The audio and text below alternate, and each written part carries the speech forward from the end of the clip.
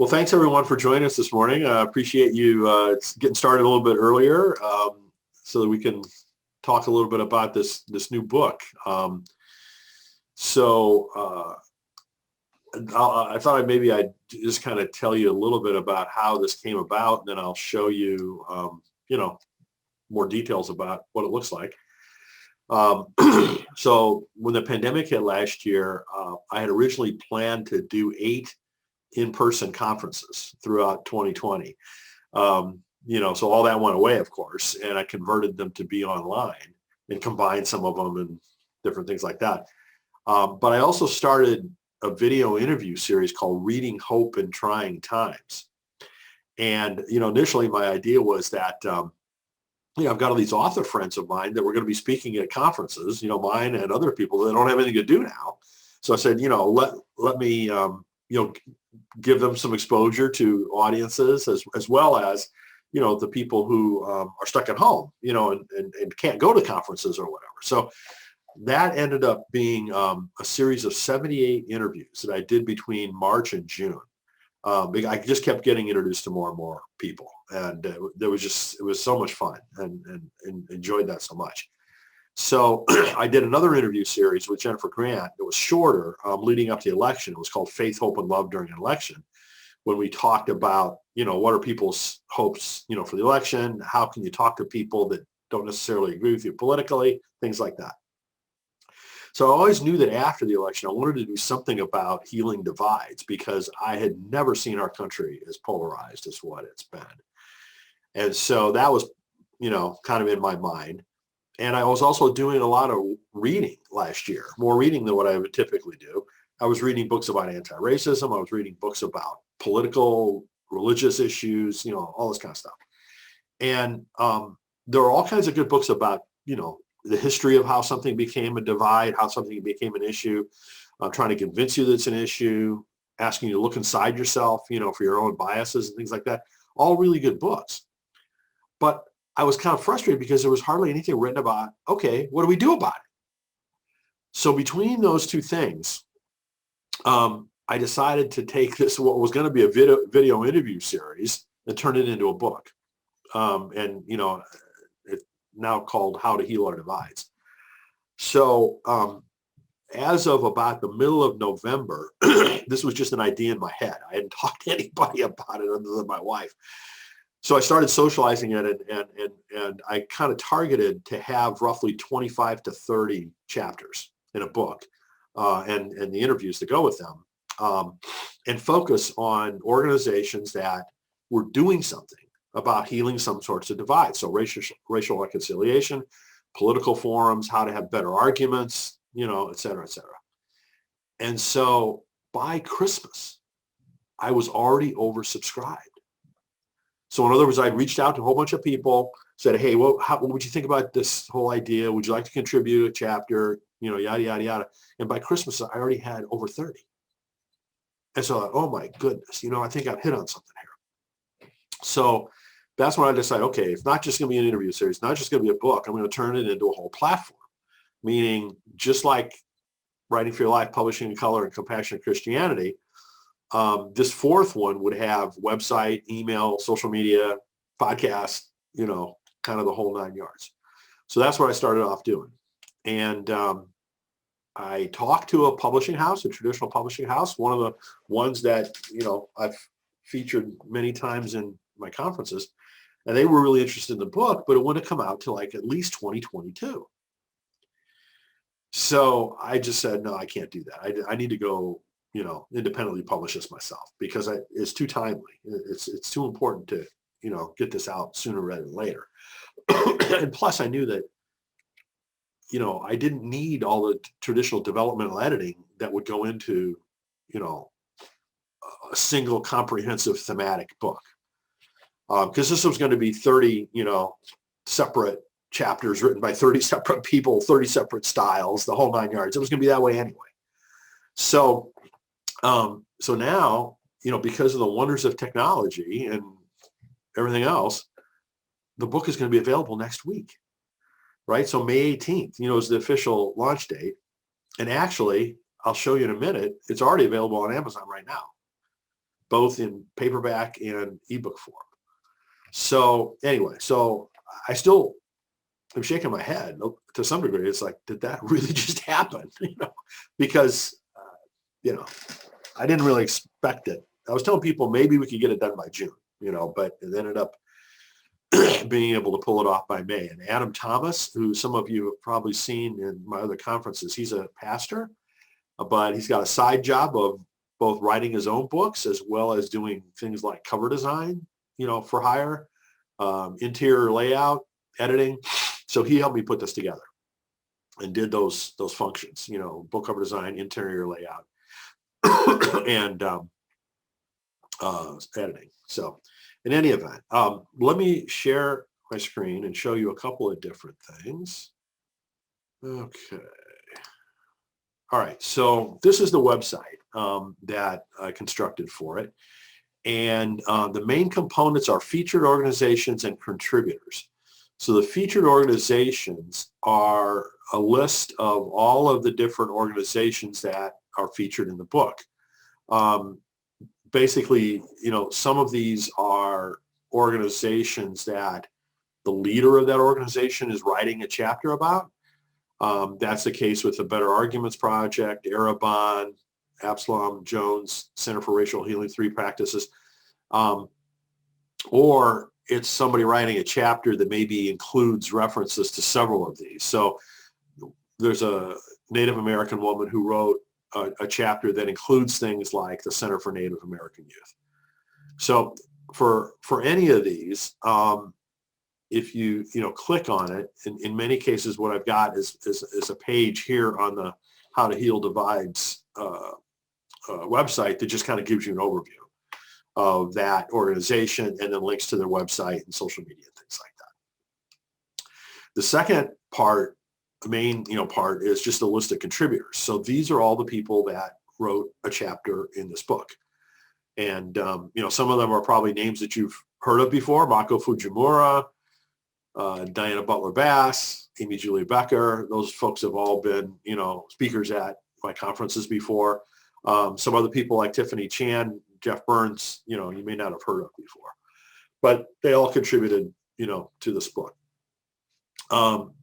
So as I mentioned, there's going to be lots of interviews, podcast. I just started a podcast that basically be audio versions of the interviews. There's also a YouTube channel where you can go and see video interviews with many of these contributors. But then the book itself, as I mentioned, is now available on Amazon, and here it is. So I was lucky to have lots of good endorsements, some of whom were people who actually wrote a chapter in the book, like Diana Butler Bass. Others were other people like Philip Yancey, who was kind enough to write a review. Patricia Raybon, same kind of thing. So it was actually May 9th. So I actually posted it, the first, paperback version of it, and hit publish on May 9th. But we've told everyone that the official launch date is this coming Tuesday, May 18th. And that's the day when I'm asking people to post on social media, to get as much buzz about the book as we possibly can on that day. And write a review if you're willing to write a review of the book on Amazon. I've got a PDF copy that I can send to everyone, for free. So if you're interested in that, either send me an email, or I should have pointed out, there's a page on the How to Heal Our Divides website to join the launch team. And, it just talks a little bit about, what you get by being a launch team member, and, what we ask you to do in terms of, posting to your social media account and write a review of the book on Amazon. So if you join the launch team, you'll be as part of the email list, basically, and you'll be able to get a copy of the PDF, free PDF copy of the book. So anyway, that's the kind of the gist of it. What questions do you all have? Any thoughts, any feedback, any questions? I just wanted to chime in and say I resonate with what you were saying about like there's no books about like how, I'm not saying there's no, but I did a lot of reading to the past year, and some of the authors that I read even addressed that and said, well, it's not my job to tell you how, you go do your own work, which I really appreciate and agree with. And so that's why I like the format of, it's not like, here are the steps, but rather anecdotes and organizations of how to do your own work. Because I think a lot of times, I write a lot about parenting, and I think a lot of what helps me sometimes is steps, but like just watching what other parents do. And, so in this way, we kind of get like a window into watching what other healers are doing. I really like that. Well, thank you.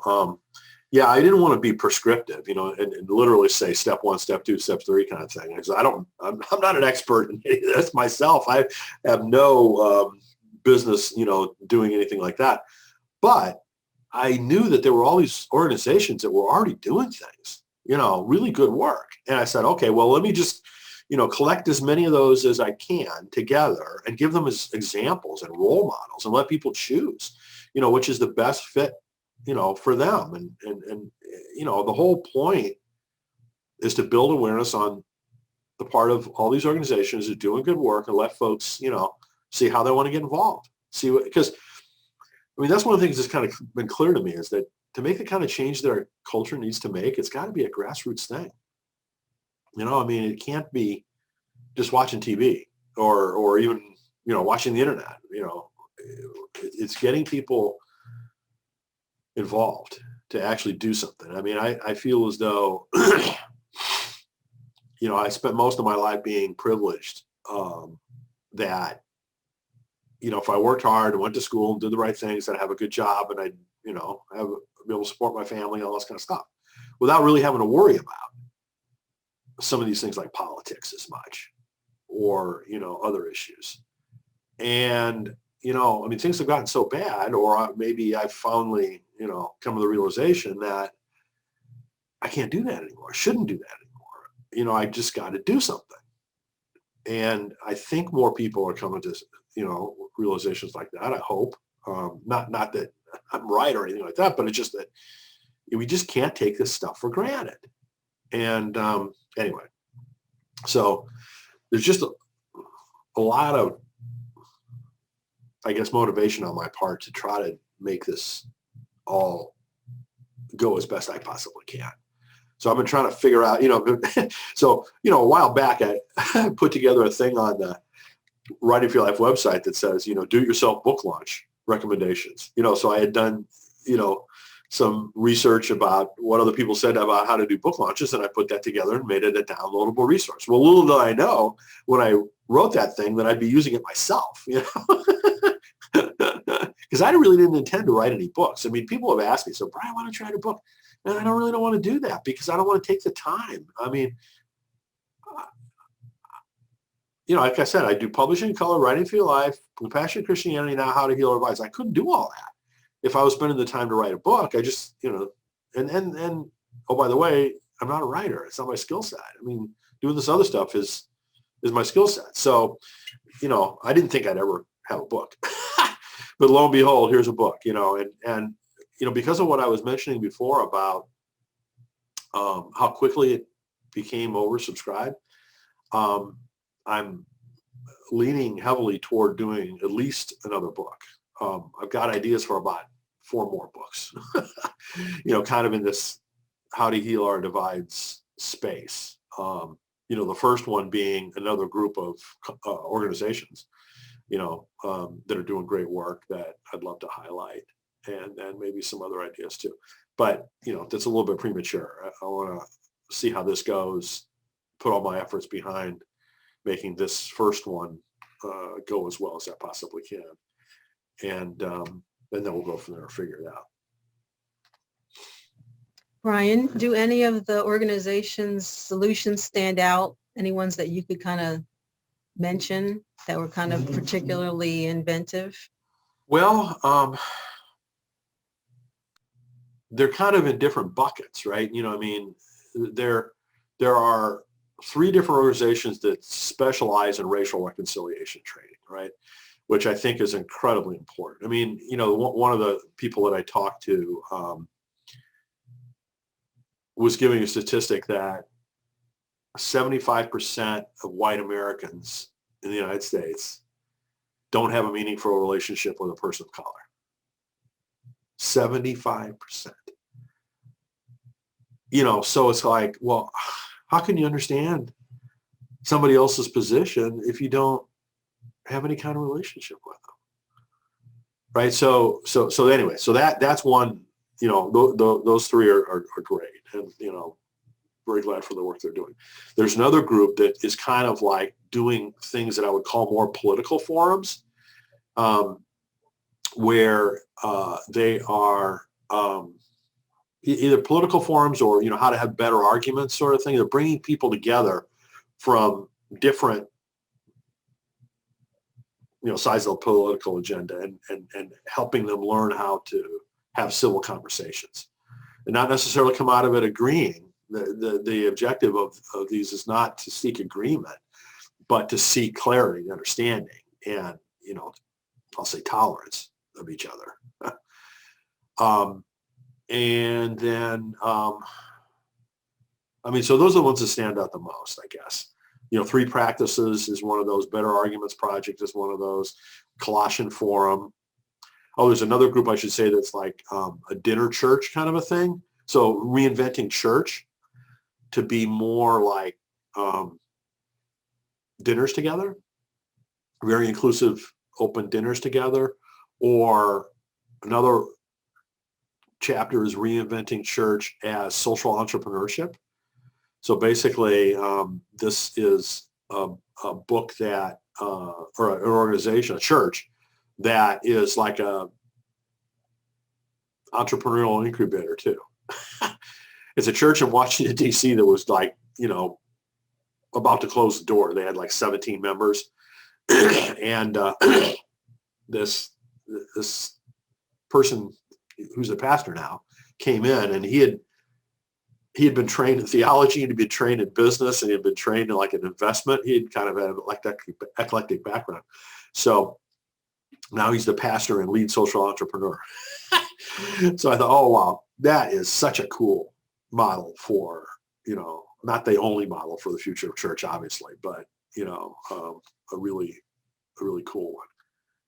So I can't like point to one and tell you that, this is the best one or anything like that. It just depends on, what a person's really most passionate about, what they want to get involved in.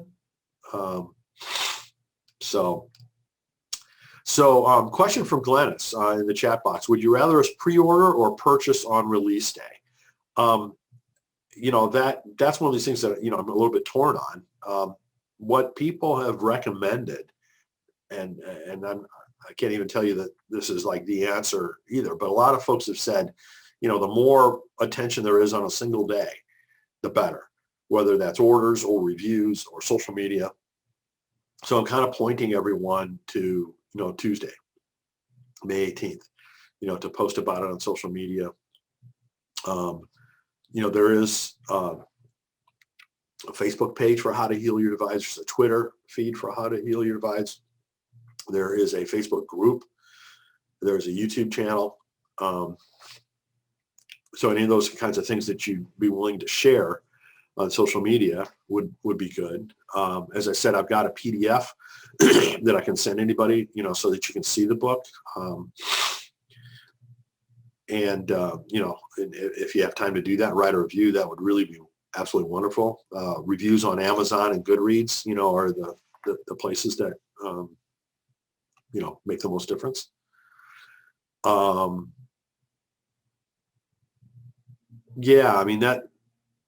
That Glennis, I think you got it. That'd be absolutely wonderful. What else was I going to say?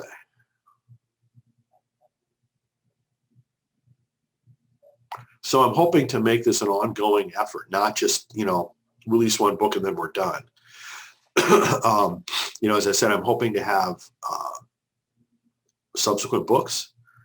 I am going to be doing a weekly, you know, email newsletter that will feature these organizations. You know, I did a lot of these video interviews, so those will be highlighted. I'm going to be searching for additional organizations to feature. So if any of you are already involved in an organization that you think would fit in, you know, the future of this, please let me know. Please send me an email. And so, you know, we'll see where it goes. I mean, just like everything else I've done for the last few years, this is a big experiment. You know, it's like, I've never done this before. I mean, I don't know if it's going to work. I hope it does. I hope it, you know, and, you know, I should say too, I'm not doing this to make money. I mean, I'm funding this out of my own pocket, you know, in terms of the upfront costs. And then if we make enough money in royalties to offset those costs, then I'm just going to divide it by, you know, I think it's 33. You know, just share it amongst all the contributors. So, so anyway, the objective is just try to make the world a little bit better for our kids and grandkids. I mean, to be honest, it's like I feel somewhat guilty that, you know, I'm leaving them with something that wasn't nearly as good as what I inherited. So anyway. Hey, Brian. Yes. I'm sorry, I'm not camera ready, but I am here. I know. I saw that, Glennis. Thank you. Good morning, everyone. Brian, a couple of things. I just pulled it up on Goodreads and there's no cover image. So can you add the cover image to Goodreads? Yeah. No, you're right. I haven't done that yet. And then a couple of questions I want to address in the chat box. You can review a book on Amazon, even if you haven't bought it there. It just won't show up as a verified purchase. But the rules with Amazon are you have to have spent at least $50 in the last 6 months to review anything on Amazon. So you don't have to have bought it there to review it there. Yes. Yeah. Thank you very much. Yeah. So like we can get the PDF and like quick scan it, even if we don't have time to read it all, and leave a review right now on Goodreads because that helps. But we can only, like what I do is I write my review on Goodreads first and then just copy and paste it on release day onto Amazon. That's the easy, you know, and then it's easy. Then you can review it on Barnes & Noble or any other retail sites. Brian, what other retail sites will it be available on? Well, so when you independently publish something on Amazon, you can select this thing that they call, what do you call it? Extended distribution. So it goes through Ingram and such. And I didn't, so this shows how busy I've been, you know, like doing this conference. I haven't even looked at IndieBound or Bookshop, you know, to see if the book's available there yet.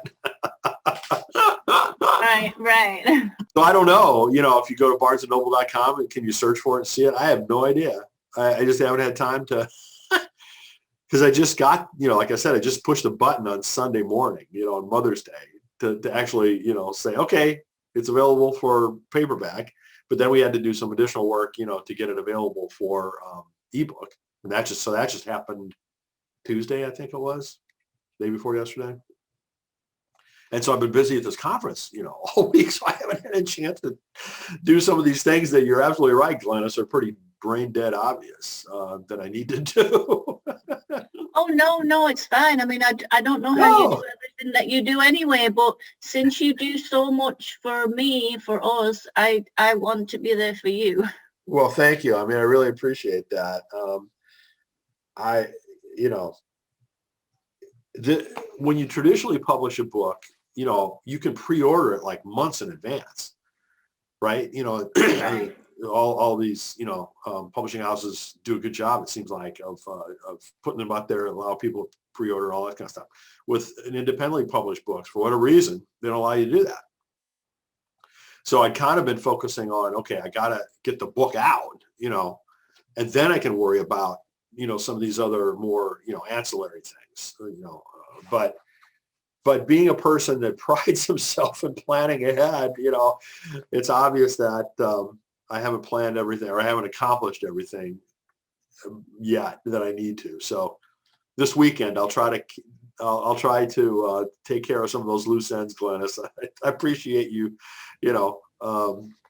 bringing them to my attention, and also. No, it's fine. It's just, when you go to Goodreads, if there's no picture of the book, I don't know, that it's just like, I don't know, just that image really helps. You're absolutely right. I mean, there's just no question about that. I mean, I did get an Amazon author page up, for myself. I never had an Amazon author page before, obviously, and you've got to publish the book before they'll allow you to do the author page. So that was another thing I couldn't do in advance. But I think it was on Sunday I put that up, so that's done. But I haven't done the same thing on Goodreads, or anywhere else, which. I need, excuse me, I need to do. Okay. Thank you.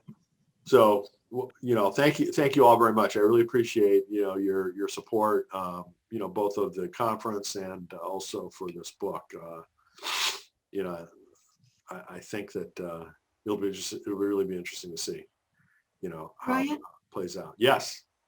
This is Ann Cavera. Nobody needs to see me this early in the morning, so I don't have a picture of it. No problem. But I just wanted to thank you for getting this out, and it is timely. But I also wanted to encourage you to think beyond the launch date too. September is just down the road, and people, I think, will be getting back in groups. Have you thought about discussion questions or anything to support groups that might want to use your book? Well, yeah, I mean, originally, when I was putting together the book, I was thinking about writing discussion questions at the end of each chapter. Mm-hmm. And that fell by the wayside. Sure. I sat down one day and started trying to do it, and I kept not really being able to come up with anything different or not enough different for each chapter. The questions were all going to look the same. So I gave up. So I just did. So you're right. I mean, I think a discussion guide of some type, would be a good idea. Well, maybe those of us who are supporting your effort can send you questions. That would be great. I would love that. And I should probably, solicit that more widely, beyond, I think that's a great idea.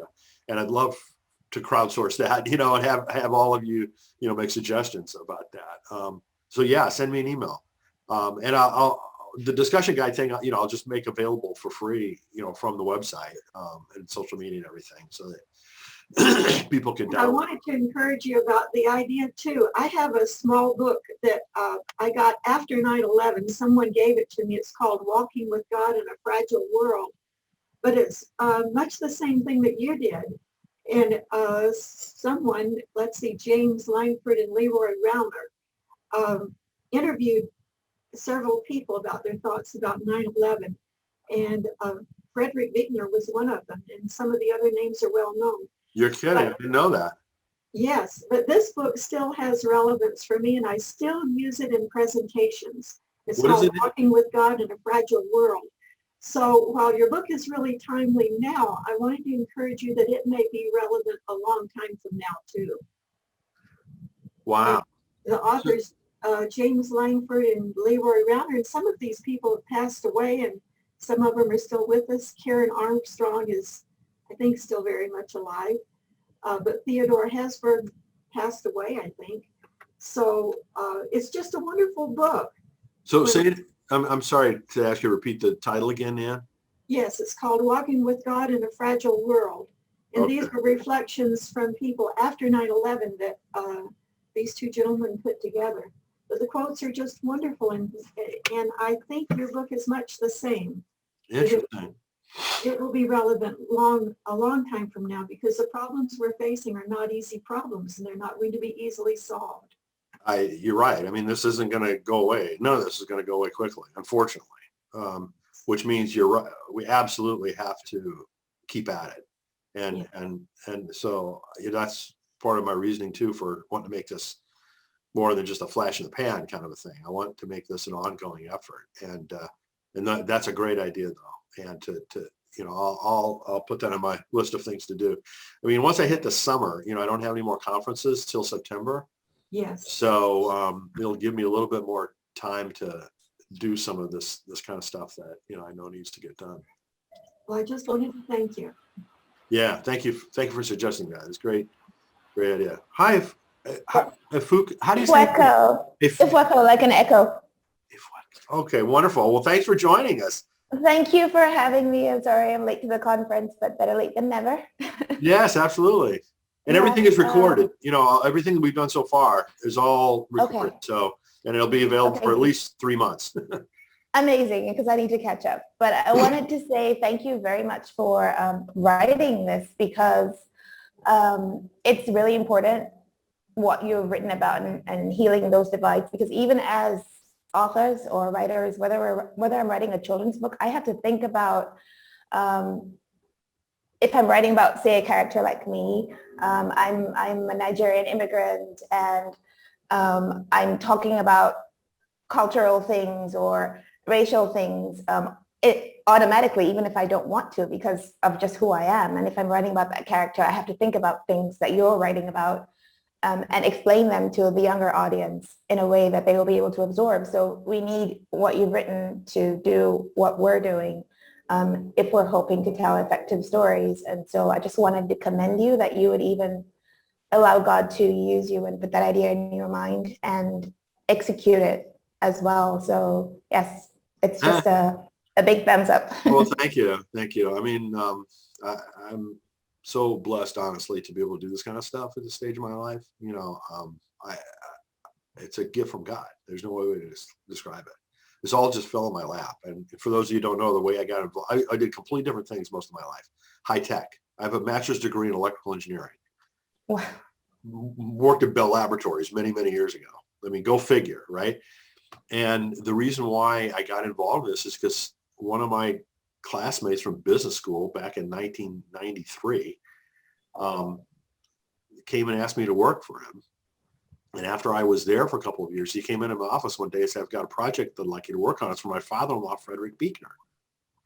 And I had no idea who Frederick Buechner was, right? And here it turns out he's this guy that was not nominated for the Pulitzer Prize, National Book Award. He's written all these incredible books, but he never did one iota of self-promotion or marketing his entire life. So basically they asked me to launch his online presence and bring him to a new generation of readers. So that's how I got involved in the whole Christian publishing arena.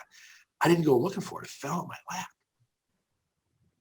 And it's been such an incredible blessing. So, it's one of these things where, I've only got a few years left, of semi-productive, time on this planet. So I like, okay, well, I want to make the most of this.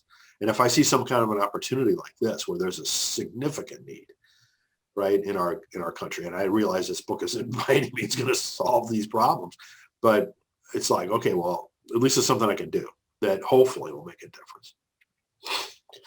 Brian, are you going to do any of like the second Tuesday types of meetings or sessions that align with this particular book?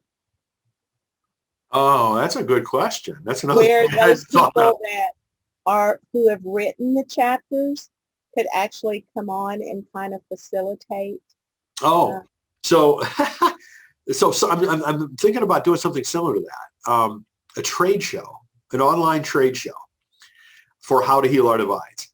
And basically, it would be like a series of quote unquote keynote speakers, which would be people from the organizations, each coming on and doing a little talk and a Q&A.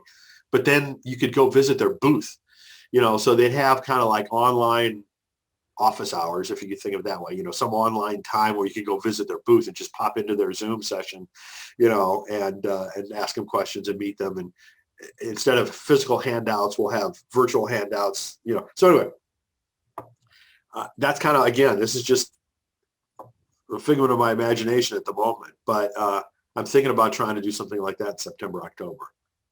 Sounds great. Thank you. But I hadn't thought about it in terms of a second Tuesday. Yeah. So maybe I should try to do that too. We are going to have a book launch party.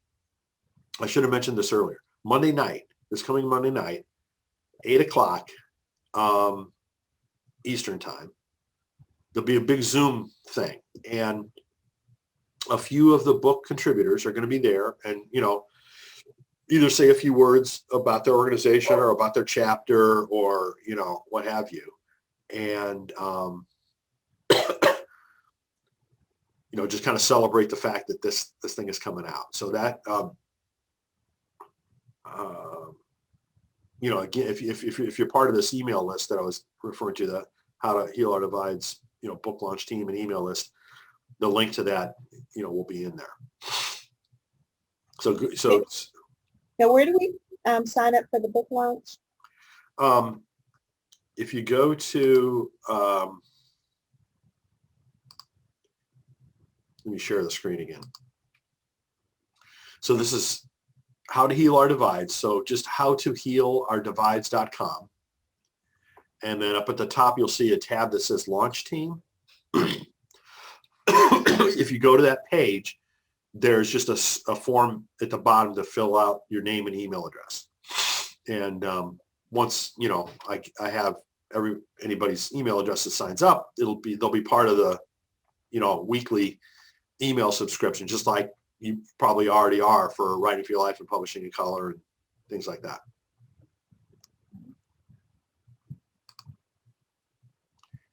Thank you, Glennis. It's like I said, I hadn't even seen this Goodreads yet. Yeah, you're welcome. That's an easy way for us to help you right now. Just click that link and everybody add it to your want to read list, because it just helps bring the book into more focus for folks. I mean, this is kind of amazing that, I didn't even do anything for this to show up. Oh, yeah, I don't know how that works either on Goodreads. I know on Amazon, I have to physically go and add my books to my author page, but on Goodreads, they just pop up. I don't know, it must be something in the algorithms, in the system, but yeah, right there. So if you're not on Goodreads, you should jump on, because that's a great platform for readers and writers, and it's dead easy to join and free, and then just add it to your want to read list. Yeah. Well, thank you for that. I do have a Goodreads account, so I'll have to tie this to my Goodreads account. But but yeah, and there's like plenty of other information here I've got to fill out. So so thank you for that. I appreciate it, Glennis. You're welcome. So we should probably get going. I think Naomi Kruger is the next speaker. Is that right? Yeah, Yes. Naomi Kruger from Beaming Books has a great presentation that I hope you watch, and then we'll do Q&A with her at 10:15 Eastern Time, and then Kathy Bostrom will be, her presentation, and then Q&A at noon Eastern Time. So so thank you all very much. I really appreciate your support on all of this, and like I said, it's a big experiment. We'll see how it goes, but I really want to try to do as much as I can to make it work. So thanks very much. I appreciate it. Thank you, Brian. Congratulations. Thank you. We'll see you soon. Okay.